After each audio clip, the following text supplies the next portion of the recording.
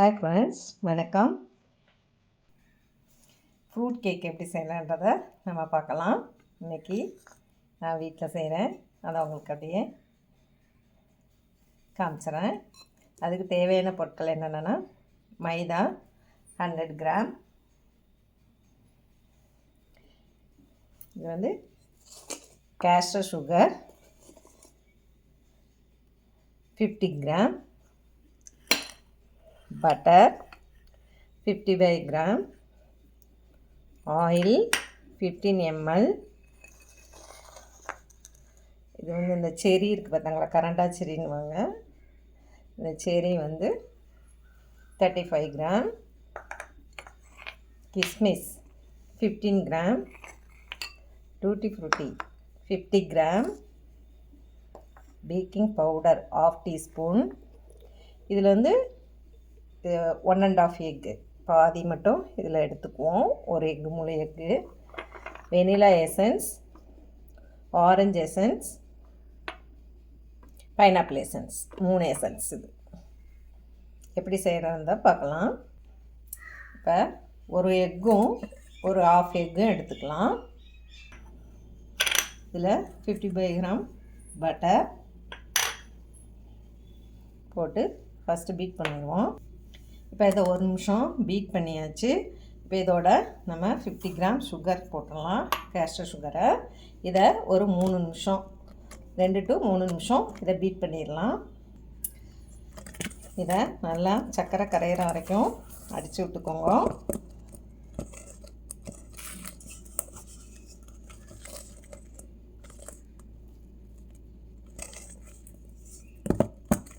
இன்னும் ஒரு நிமிஷம் அடிச்சுக்கலாம். அதை இப்போ இதை பீட் பண்ணியாச்சு.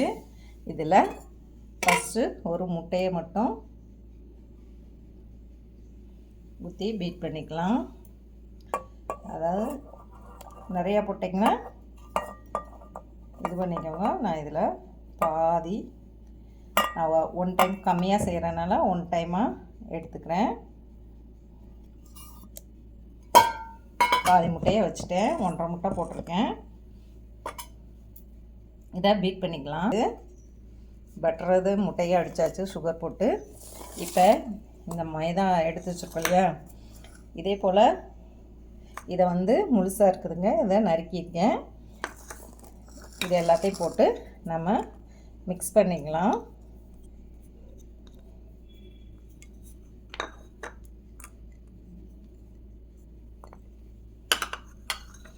இதில் கொஞ்சோன்னு 1 டேபிள் ஸ்பூன் அளவுக்கு போட்டு இப்படி மிக்ஸ் பண்ணி வச்சுக்கோங்க.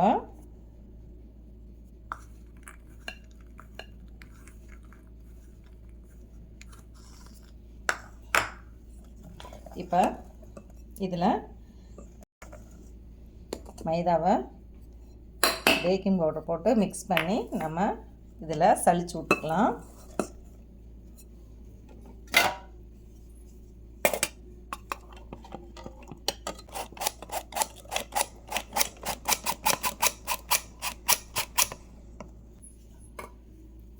இப்போ இதை மிக்ஸ் பண்ணிக்கலாம்.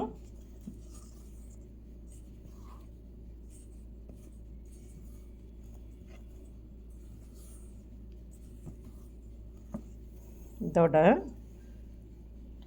ஆயில் விட்டுக்கலாம்.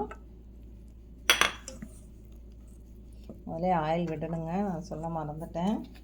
கொஞ்சம் வெனிலா எசன்ஸ் 1/4 டீஸ்பூன்,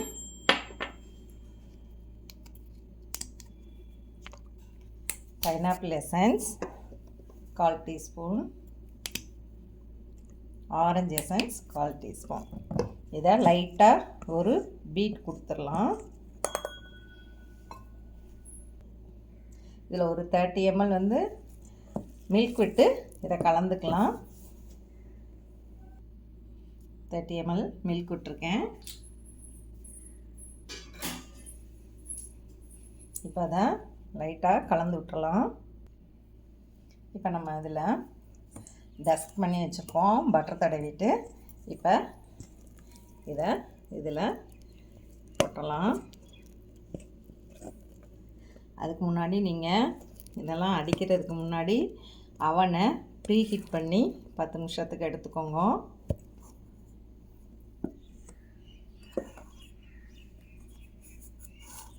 இதை போட்டுட்டு பார்க்கலாம். இதை லைட்டாக டேப் பண்ணிக்கணும். இதை அவனில் நான் 160 டிகிரியில் 35 to 40 மினிட்ஸ்க்குள்ளே வச்சு எடுத்துருவேன். 35 மினிட்ஸ் போதும். பார்க்கலாம் எப்படி இருக்குதுன்னு. பாருங்கள், நான் இது 6 இன்ச் டின்னில் வச்சேன்.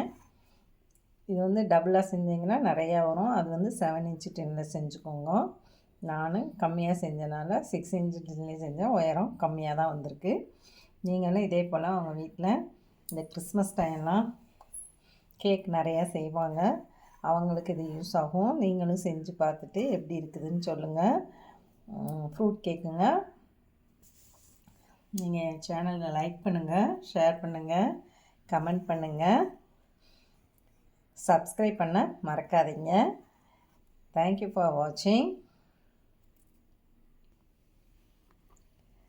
இது பாருங்கள் எப்படி வந்திருக்குதுன்னு. இது வந்து நம்ம பட்டரை தடவிட்டு அதில் டஸ்ட் பண்ணி மைதாவை வச்சு டஸ்ட் பண்ணிடுங்க. தூவி இது பண்ணிவிட்டு அதுக்கப்புறம் மாவை இது பண்ணுங்கள். எவ்வளோ இதாக சாஃப்டாக வந்திருக்கு பாருங்கள்.